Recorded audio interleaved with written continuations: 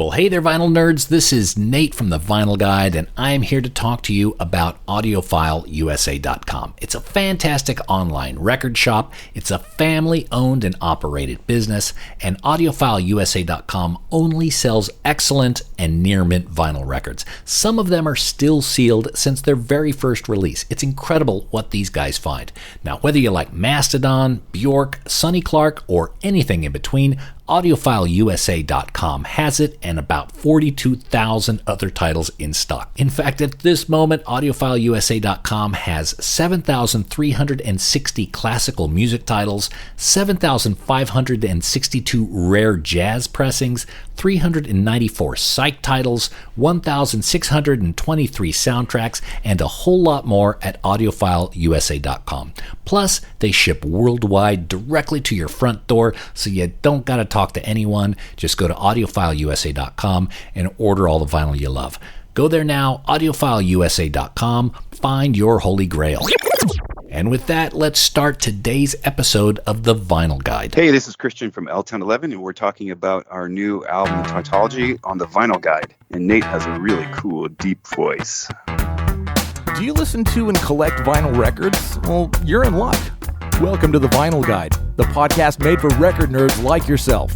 Here's your host, the biggest record nerd of them all, Nate Goyer. Well, hey everyone, it's Nate. Thanks for tuning into this week's episode of the Vinyl Guide. And look, I know it seems very strange to be spending our time talking about something as trite as vinyl records and musical tastes, especially with all that's going on in the world right now. Setting aside the whole COVID-19 thing, we're in the middle of these riots that are happening throughout America, some of these major cities, and I hope everyone out there is safe. I hope you guys are staying out of trouble, behaving yourselves. I think you are. We're all too old to be going out and doing that stuff anyway. I just heard from Tom Hazelmeyer of Amphetamine Reptile. They're doing okay, but they are standing guard at Amphetamine Reptile headquarters and his bar Grumpy's. They are very close to a lot of the riotous action in Minneapolis, so I hope that they are able to get through this okay. There's already been some bookstores that have been ransacked. So again, everyone, please take care. And to be 100% clear, I am all for the protests. I mean, people should be protesting. People should be upset about what happened. I think what happened to George Floyd was horrible, completely inexcusable. And I encourage people to be heard and to attend the protests where you can and to share your feelings respectfully. Now, I'm going to do that. There are protests in Sydney, which I'm going to be attending. And my thoughts go not only to the protesters, but to the good cops who are out there and who took that job to make a difference and do make a difference in our communities. Now, the protests really should continue until some real leadership emerges and commits to real change. But in the meantime, we need to retain the moral high ground and not give the cops or the politicians a reason to take it to the next level. None of us wants to see an American version of Tiananmen Square, certainly not an Australian one either. You know, we've got a lot of work to do in our society, and we can't do it at gunpoint. So everyone, please be careful, take care of one another, and I hope that each of you is able to help do the work that needs to be done, and that each of you and your families find your way home safely each night. Now today on the Vinyl Guide, we are speaking with Kristian Dunn of the band L1011, who has a brand new LP, Tautology. It's available at joyfulnoiserecordings.com. Actually, it's a bit of an understatement calling Tautology an album. It's actually a 3-record set. Album 1 is out now. Albums 2 and 3 are coming shortly. And there's a beautiful vinyl package of this collection available at Joyful Noise. I'll put the link in this episode page. L1011 is a 2-piece, but they sound like an 11-piece. And this is achieved through various effects, loop pedals, and other audio witchcraft, which Kristian will talk about today. Now, you can go to any streaming streaming service and check out Tautology album number 1. And if you're anything like me, you'll turn around immediately and get one of the limited clear vinyl editions at joyfulnoiserecordings.com, or you can go to l1011.com as well. I also recommend going to YouTube and just Googling L1011 and watching their live set. It is amazing. It is like watching circus acrobats on a tightrope, and man, they pull it off. So there you'll get a glimpse of why L1011 is such a special band. Now, Kristian, like myself, is a record and music nerd from the Bay Area. So we talk about lots of common spots. We talk about his history of records and music, the band history, the rare vinyl of L1011, and lots more. And by the way, if you like this episode, check out some of our other episodes of the Vinyl Guide, including episode 219 featuring Matt Cameron of Pearl Jam and Soundgarden. We're talking records, we're talking his bands and more. That's episode 219 of the Vinyl Guide. Mr. Billy Gould of Faith No More was on the show recently, episode 217. Toshi Kasai, producer and engineer of Melvin's, Tool, and a whole lot more, spoke to us on episode 212. Philip Jameson of the band Caspian joined us to talk about their wonderful new album On Circles. That's episode 204 of the Vinyl Guide. Isaiah Mitchell of Earthless, episode 158, and heaps more. Follow the Vinyl Guide on Apple Podcasts, Spotify, Sonnet, or wherever you get these podcasts. Now, I also need to let you guys know about Sonnet, which is a podcast app for the Android operating system. Now, listening to podcasts shouldn't be hard, but there are so many podcast apps on Android, and it's cluttered and confusing, and a bunch of them are just a mess.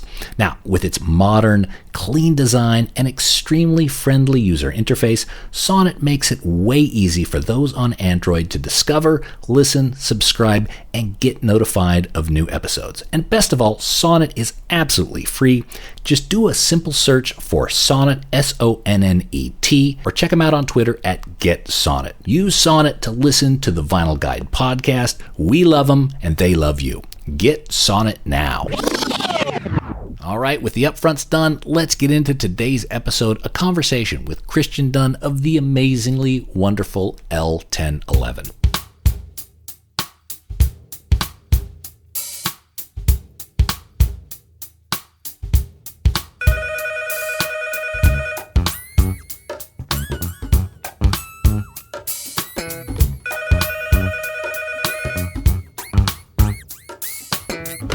Hello. Hey, Kristian, how are you? I'm well. How are you? Good. Is this San Diego, California I'm talking to? It is. I am San Diego. Yeah, the whole thing. Well, very good. I hope you're well, San Diego. I always describe, I live in Sydney, and I always describe it as San Diego weather with San Francisco architecture and a Vancouver crime rate. You know, it's I've been to Sydney and Melbourne and Gold, and I always describe Sydney as a mixture of San Diego and San Francisco. So you've confirmed what I thought. I don't know about the Vancouver crime rate because I don't know what is crime low in Vancouver or high? I don't know what that means actually. I'm assuming it's low. It's got to be lower than San Francisco. Oh, okay. I grew up in the Bay Area, so it was. Yeah, so did I. Oh, which part of the Bay Area? In the South Bay, what's now Silicon Valley in Los Altos. Oh, okay. I'm San Jose boy. South San Jose. You're in Los Altos. Yeah. So actually, we probably went to many of the same record stores. What was your local?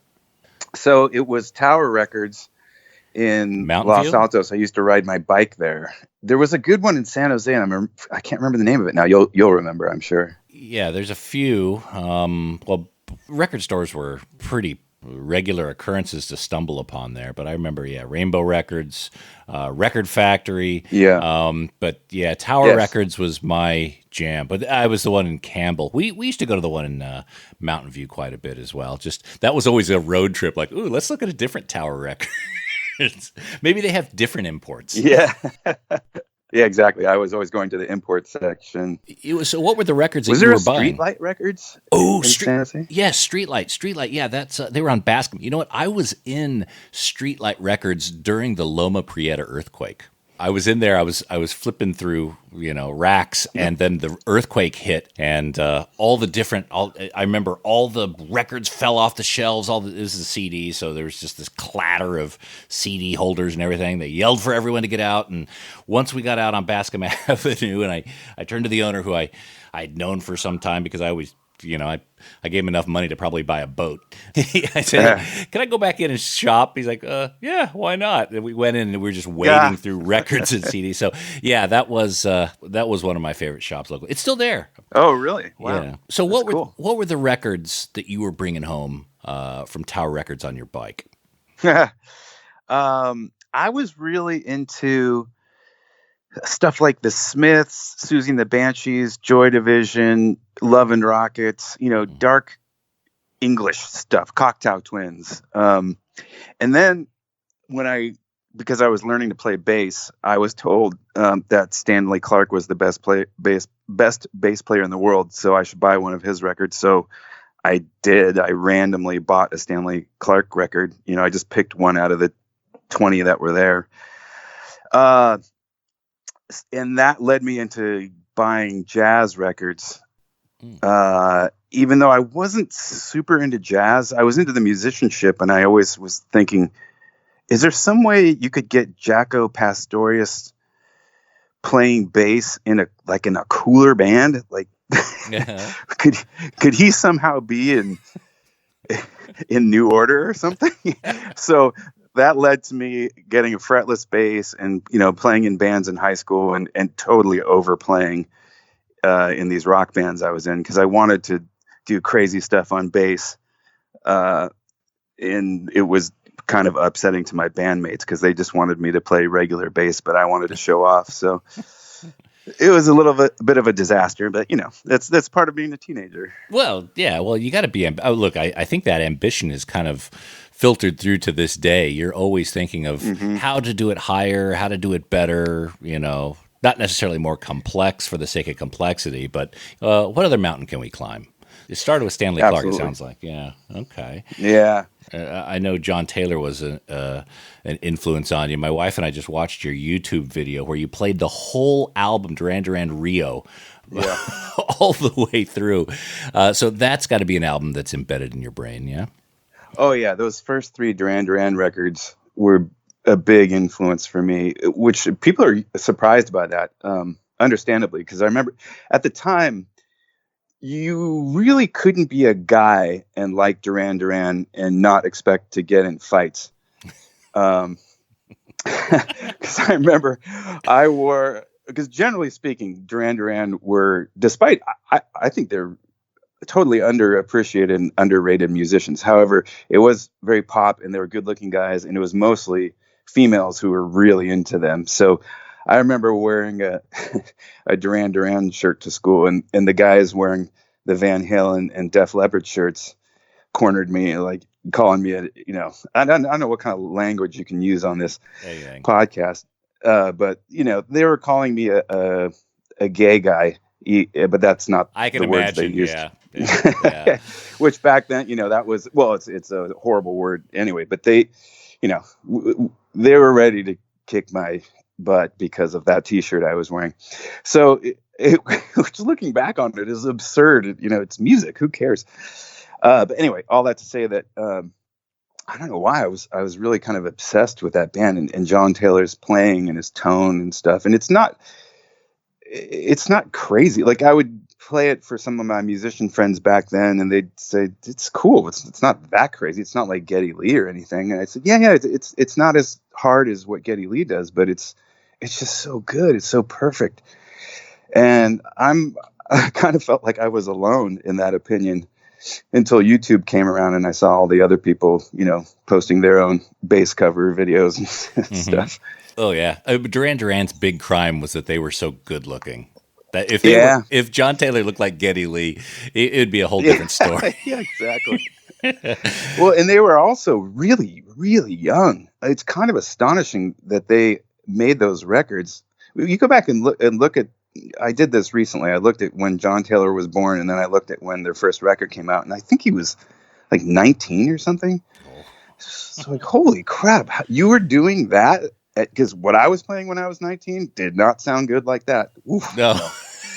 I was trying to fight my way through Rime of the Ancient Mariner, and oh god, because Duran Duran, especially that album Rio, because to me that's the first three albums. I totally agree. That's the sweet spot. But Rio, right there, to me that's the mountaintop, and to have the taste and the production and also the reserve, because he was so talented, but he held it back just to be solid, and so that was and if he's doing that at 19, that's pretty amazing. It is, and a lot of I've gone in and just for fun kind of analyze some of the chords on some of the songs, like Save a Prayer or whatever, and there's some really weird chord changes. Like The Chauffeur has really bizarre chord changes.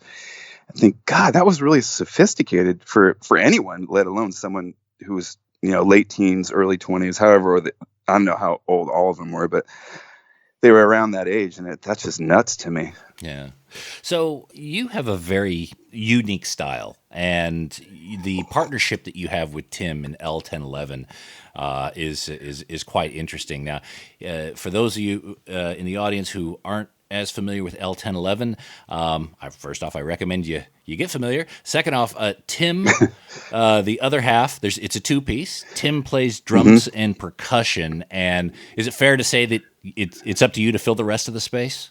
Yeah, that is fair. I mean, every once in a while, he has electronic drums, and he'll hit kind of bass notes, like 808 kind of style bass notes on the electronic drums, and then I'll do higher stuff on top of that. But basically, I'm covering what a normal band would cover with 3, 4, or 5 guys or whatever. And so you're able to achieve that through various loop pedals and other real-time effects. But as I understand it, you never use backing recordings live. Is that right? That's right. Never. Okay. And from what I understand, Tim barely uses a click track these days. So you guys are you're doing the high wire stunt work, every night. Yeah, it's nuts. Like, there's definitely been times when we were playing a festival and, we go through all this work to get all of our gear there. It's hard. We have a lot, even though there's only 2 of us, there's a lot of gear, something like 11 flight cases on an airplane, and then all our personal stuff, schlepping all this stuff. And by the way, I'm not complaining. I'm just explaining. And we get to the festival, we do all this work, we get set up, and we do our thing, and it's hard. It takes a lot of concentration, a lot of physical. It's physically hard. Like, I'm literally balancing on one foot, pressing a pedal with my other foot, playing bass with my left hand, and the other, the guitar neck on my double neck with my right. And Tim's hitting a pedal with his heel of his right foot while his left foot is doing something else in his hand. It's nuts, and it's hard, and we love it. It's fun. And when we do it successfully, it's really invigorating. But then, we finish our set and we walk off and we go, all right, cool, we did it. We're all sweaty. Then the next act is a electronic artist who literally just opens up their laptop and presses space bar, and the place goes fucking bananas. Yeah. And Tim and I are looking at each other going, why do we do this, man? This is so hard. And what that guy's doing is so easy. And he's making more money than we are. But, it's all right. It seems like while you're up there, you've got to do a lot of concentrating. You've got pedals to hit. You're doing math, like, okay, this loop comes around this point. I mean, is it comfortable on stage, or? It is. Typically for us, it's comfortable about 1 or 2 weeks into the tour. That's when muscle memory starts to set in.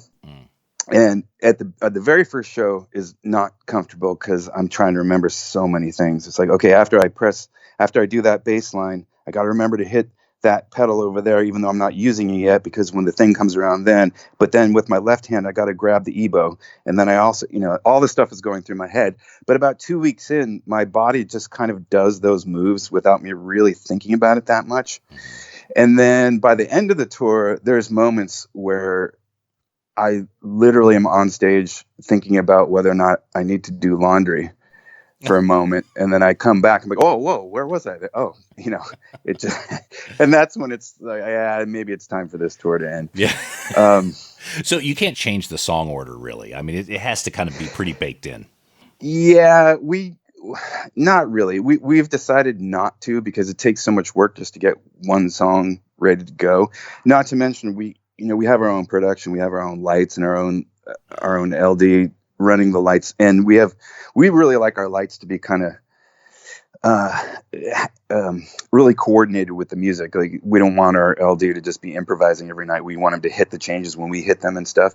So that takes a lot of practice. And then if we go up there and change everything, then he's going to be improvising, and that's actually fine. Like, I think that's fine for other bands if that's the way they want to do it and stuff. But for us, we kind of like to have everything coordinated. So we generally play the same set for most of the tour. Sometimes we change it though. Like we'll start the tour. We play 3 or 4 shows and we realize, it's kind of dead in the middle of the set. Maybe we should do something different there, or maybe we should open with something. We'll change things around. I've always wondered, a band like yourselves who are pretty highly dependent on a lot of these electronics working as designed.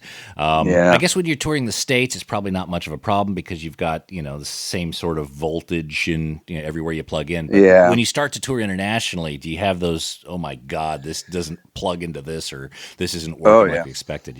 Yeah, we've had problems with that, and we try to advance things as best as possible. And it's tough because you'd be surprised at some places in Europe, for example, they seem like third world countries and how unsophisticated they are with technology. Like, I'm thinking, for a specific example, in Italy, we played this, or we were supposed to play this show in the north of Italy in this town we'd never heard of called Schio. And we'd played there on a previous tour, and it was fantastic. We played this small amphitheater it was kind of like a miniature Hollywood Bowl, and there was a lot of people there. We played really well, and there was the cheering. It was probably the best show of the tour. So we went back, a year or two later, and we're advancing the show. And so you got to have these converters, these step-down converters, or we literally can't plug our gear. And the guy's like, yeah, no problem. I have one of those that I use on my phone. And I'm like, no. We're talking about gear. This is not just a little thing that you plug in. These converters, sorry, I'm getting really specific here, but these converters are these giant things that are really heavy. They're like the size of a toaster. Yeah. Yeah, exactly. And he's like, oh, yeah, we'll get that. So anyway, to make a short story long, when we got there, he didn't have it, and we literally couldn't play. There was, he was sold out.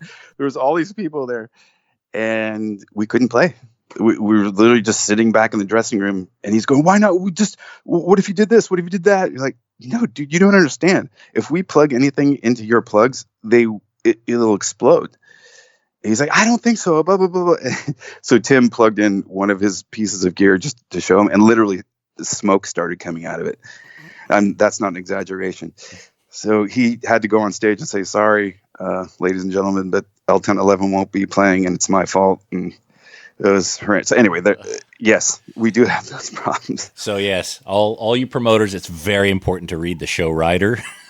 Exactly. So when you guys go to record, are you conscientious whether you're able to pull it off live? Like, I would imagine in the studio, you could layer all you want independently. You don't have to have all those pedals. Yeah. But as you're creating the songs, are you conscientious that, okay, I can't duplicate this, or what the constraints are musically to pull it off live? Yeah, so that's changed over the years. So the first several records were pretty much exactly how we do it live. We would do them live and then record them. And then, because kind of at the beginning, I was a little bit obsessed with proving to everybody that we could do it live. Because believe it or not, at the beginning, people didn't believe us.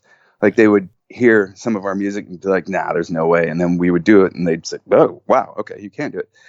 And that was important to me back then. It's not really anymore. And so our records lately, like the last few records, have been a combination of songs that are pretty much exactly how we do it live, and others that there's no way we could do it live because I have 5 parts that come in all at once. So if we do those songs live, we just have to do a version that's different than what's on the record. But I definitely don't worry about that as much now as I used to. Okay. And I would imagine over time, you guys have been together nearly 20 years now. The technology moves on, and gets better and better, more memory in the loops and things like that. Were loop pedals a thing back in 2002 or so?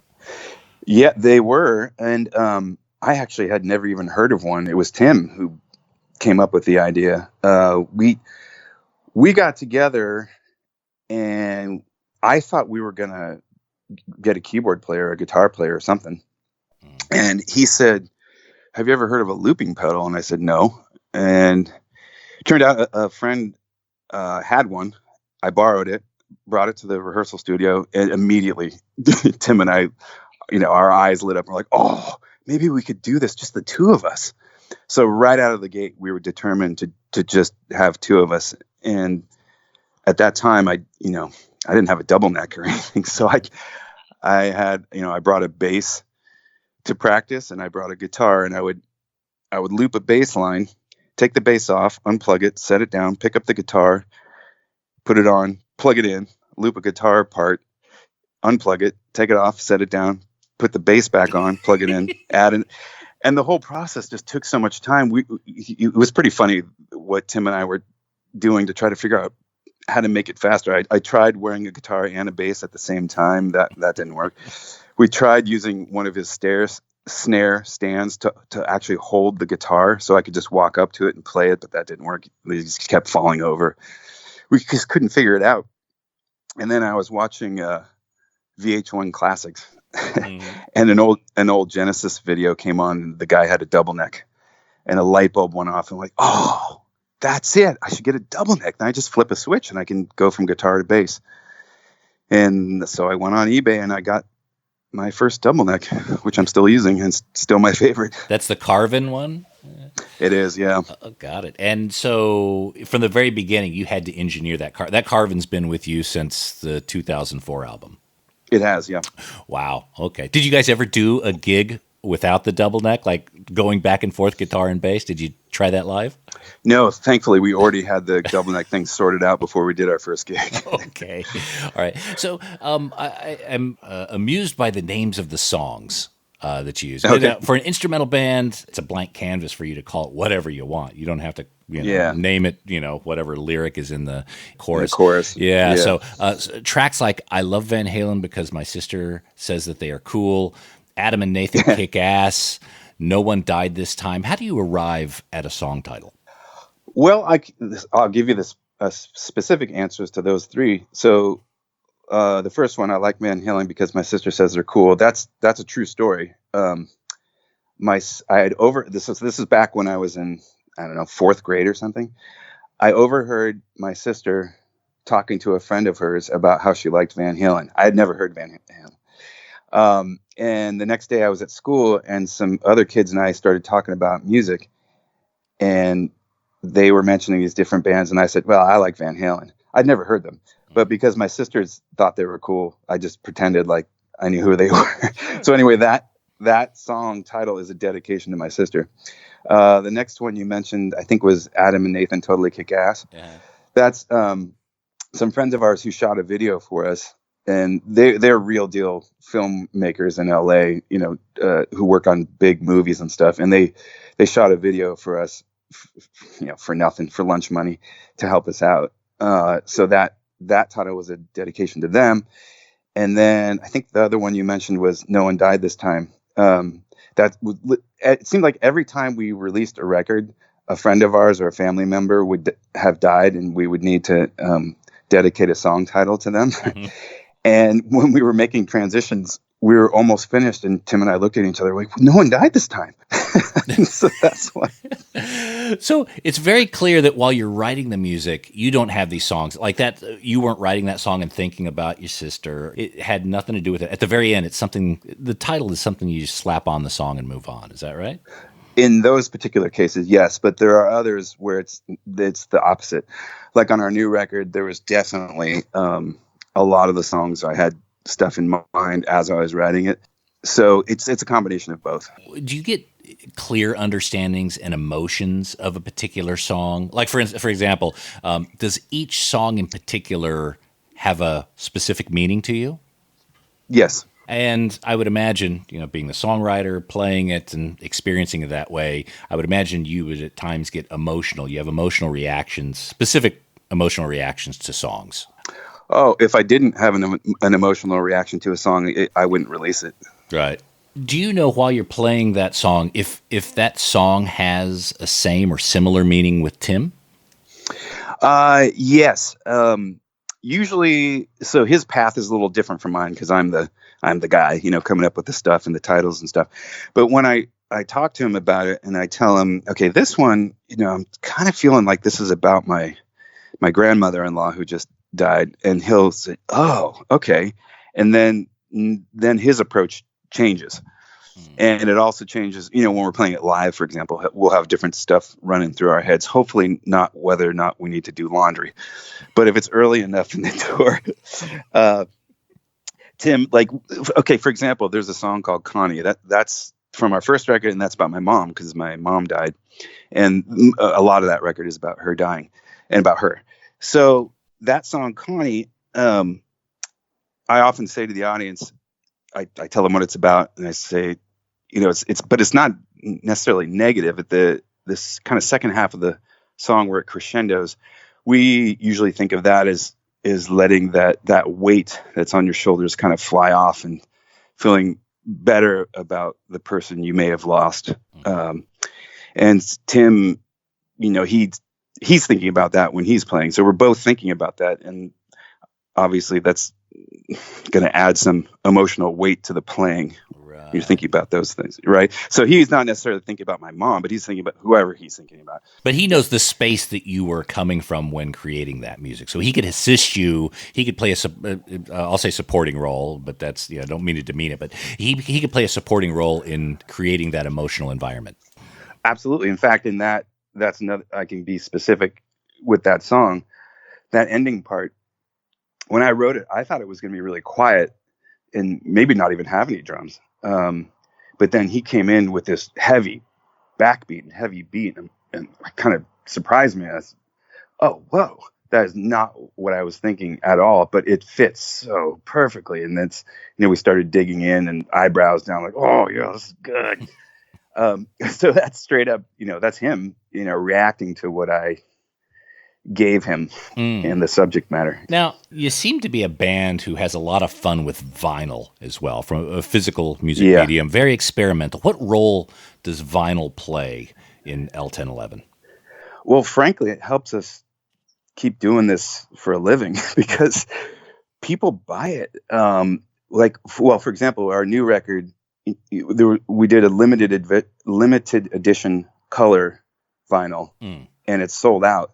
And the previous one, we did a box set of vinyl for our first few records, and that sold out quickly, which was really gratifying. My God.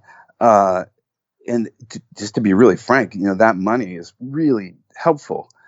And it's also, I'm not going to lie, it feels good for our egos that we sold these things out, So vinyl has become way more important than I would have thought it would have been when we started the band, let's say. Because man, collectors, obviously I'm sure most of the people listening to this podcast are collectors, and wow, that's such a big thing now. And it's at a perfect time when, it's tough to be a musician, and most of our income it's live, or we actually do all right with royalties with streaming and stuff, but I know some musicians don't. But the vinyl, man, that's really helpful. Oh, that's great. Look, I see and I presume you guys have pretty much kept the rights and the publishing and everything, the control of all the entire L1011 catalog is yours to do what you wish. Mostly, we do have a publishing deal, so we're involved with a publishing company, but I mean, creatively, we can do whatever we want. Mm-hmm. I mean, I guess we are signed with Joyful Noise, and I guess if we turned in a record to them that was just they thought was garbage, I guess they could say they don't want to release it, but they've been fantastic so far. You're not going to do one of those Neil Young Everyone's Rockin' albums? Nothing? Yeah. It's tempting. It's tempting. Yeah, because I know when you got together with Joyful Noise, your first date with them was pretty spectacular. A 5-album and single box set of what I believe was pretty much the entire L1011 catalog up to that point. Is that right? Yeah, it's the first 5 records. Yeah. I think we have a total of 10. Well, once these new ones come out, I think it's a total of 13. That's so funny. I can't even keep count of my own discography. Well, it depends actually on whether or not you count EPs. That's a thing. Because we have a couple EPs and a remix record. But anyway, yeah, it's those first 5 records in that box set. And I believe that was some of the album's first times on vinyl. In any numbers over 200 or 300. Yeah, exactly. Okay.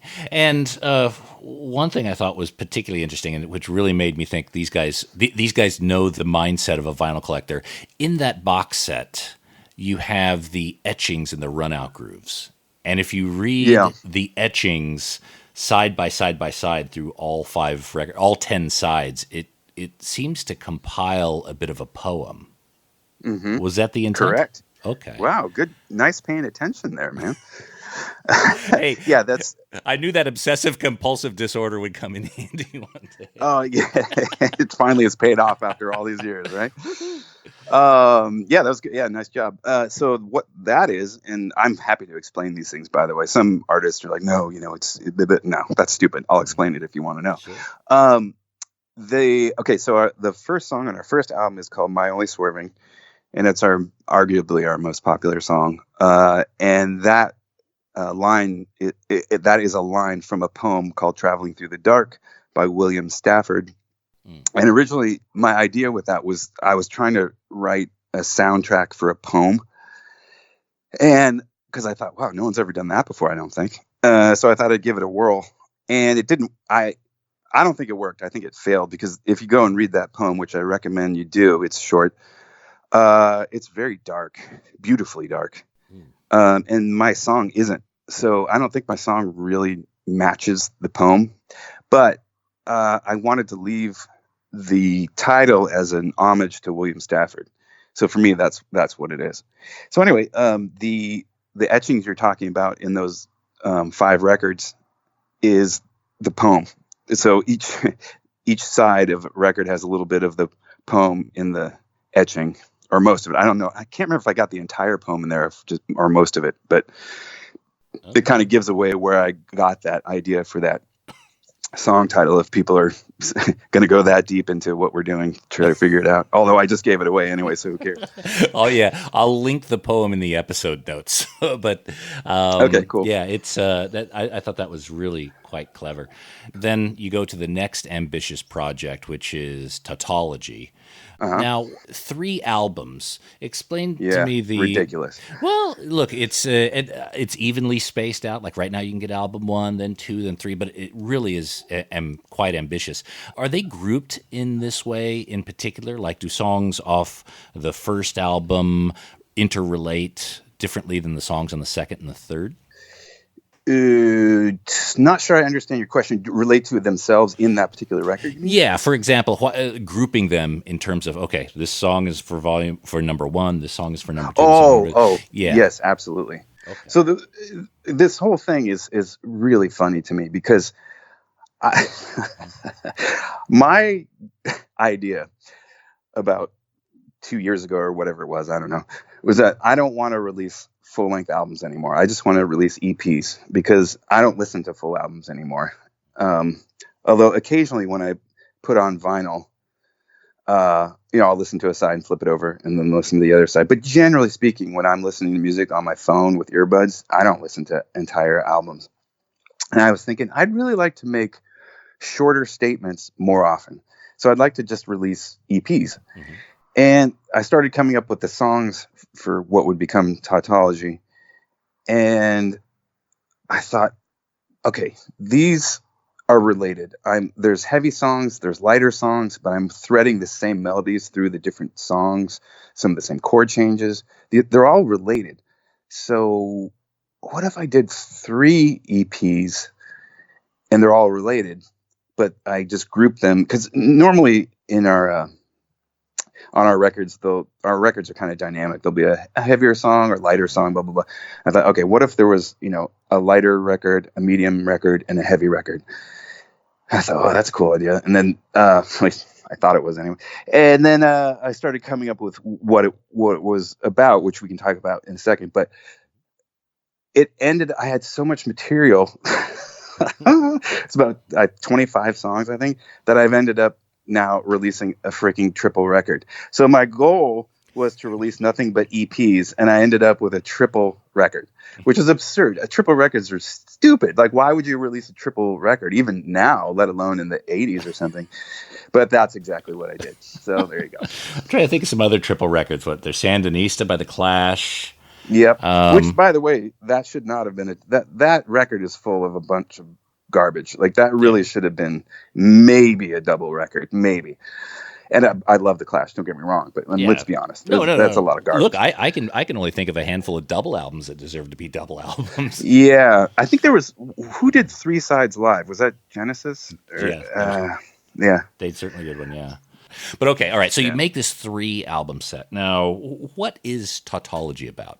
Well, it's the first record is really kind of heavy, really heavy for us.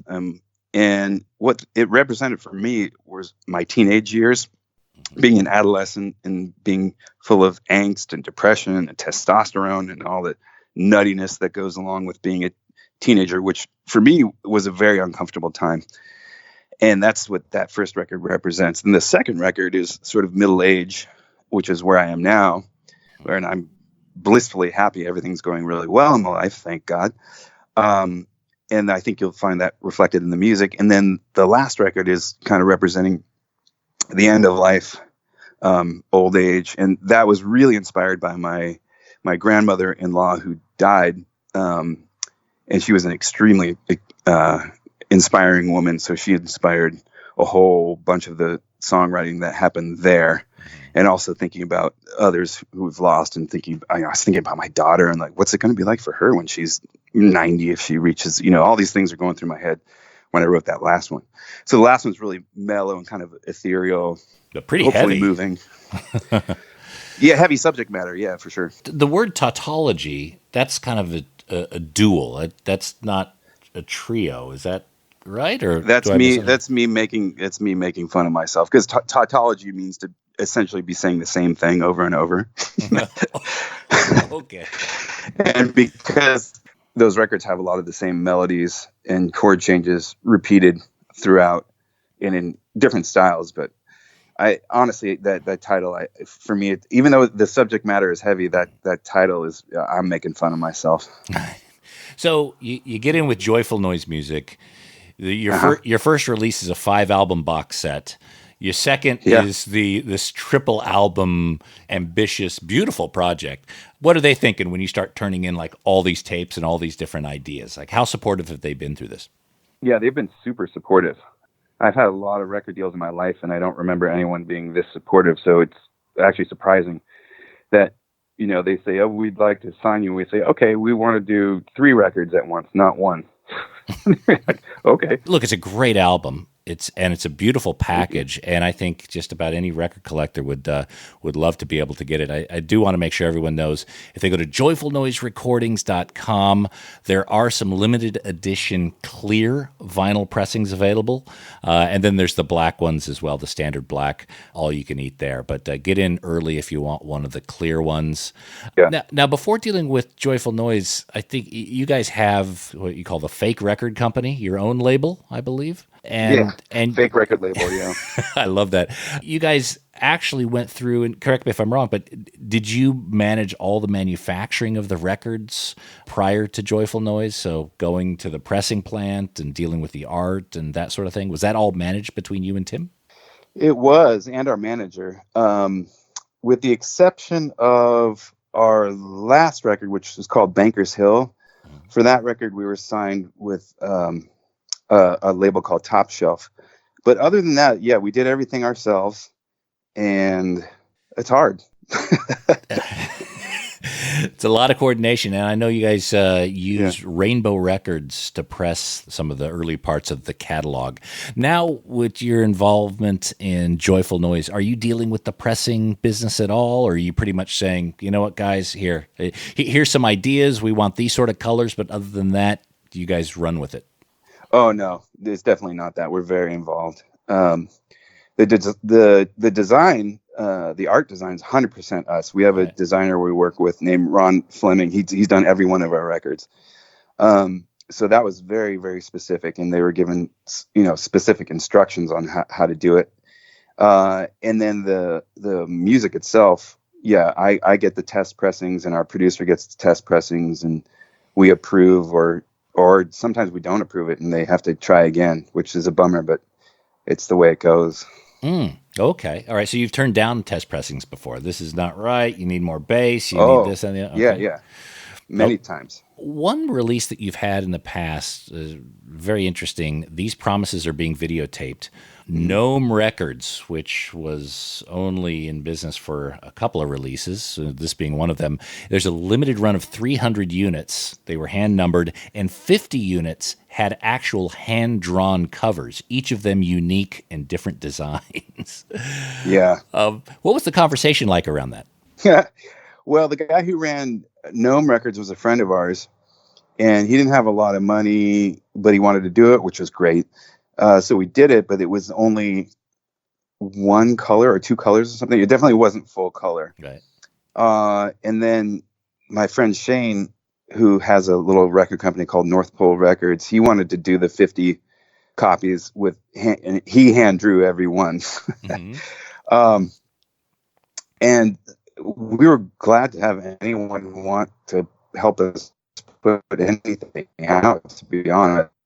The bummer about that is that the Gnome records were such limited edition that people have come up from them, and I'm surprised when I see that. Wow, where'd you get that? And I got it on eBay. And how much did you pay for it? And the answers really kind of break my heart.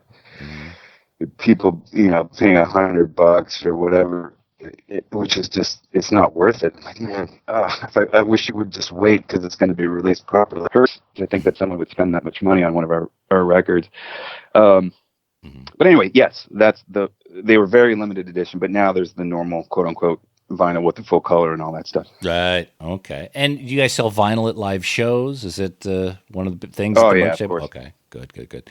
Yeah. All right. Well, Kristian, thank you so much for coming on the show and talking records and nerding out with us. I'm glad to see you're another Bay Area record nerd. There's that we can connect on that as well.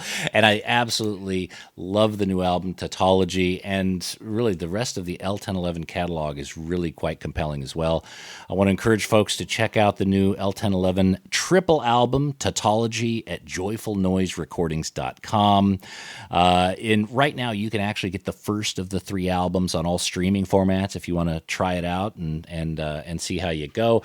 But if it's anything like my household, you'll order the rest of it right away. So again, get the limited pressing. It's a clear vinyl pressing of Tautology at joyfulnoiserecordings.com. And Kristian, thanks again, and hope to see you guys out on tour some point soon. Yeah, thanks so much. This was a lot of fun, and I really hope we can come down to Sydney and play for you there. Absolutely. Looking forward to it, mate.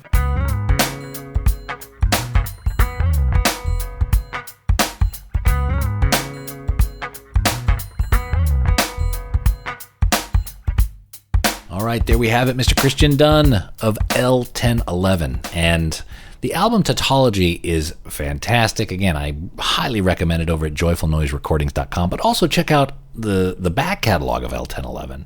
It's great as well, and you can get that on streaming services right now. You want to try before you buy, head over to Apple or Spotify or wherever, and check out L1011. Again, if anything like my house, they will be on heavy rotation shortly. All right, well, that's it for this week's episode of The Vinyl Guide. I hope you're all well. I hope you're all safe. If you are in a position to do so, please consider becoming a patron of the Vinyl Guide podcast. You can do that at patreon.com/Vinyl Guide. Up there you get early access to episodes, secret episodes, extended interviews, and more. That's patreon.com/Vinyl Guide. And if you're not in a position to be able to help, that's okay too. Just help us share these episodes and write us some nice reviews. Try to make me blush. Go up to Apple, iTunes, or Podcast, or wherever you do. Sign in and write some nice things about this podcast. Rate us 5 out of 5 or 10 out of 10 or whatever the scale is. Give us that upper end of the register, and that helps a great deal as well. And of course, tell your friends, share on Facebook, Instagram, tweet us out. All that good stuff really helps as well. Thanks again for listening, and we'll be back shortly with a brand new episode. So until we talk next time, keep spinning. Cheers. That's it for this episode of The Vinyl Guide. Send your thoughts to Nate at thevinylguide.com or follow or tag us on Instagram at Vinyl Guide. Until next time, keep spinning.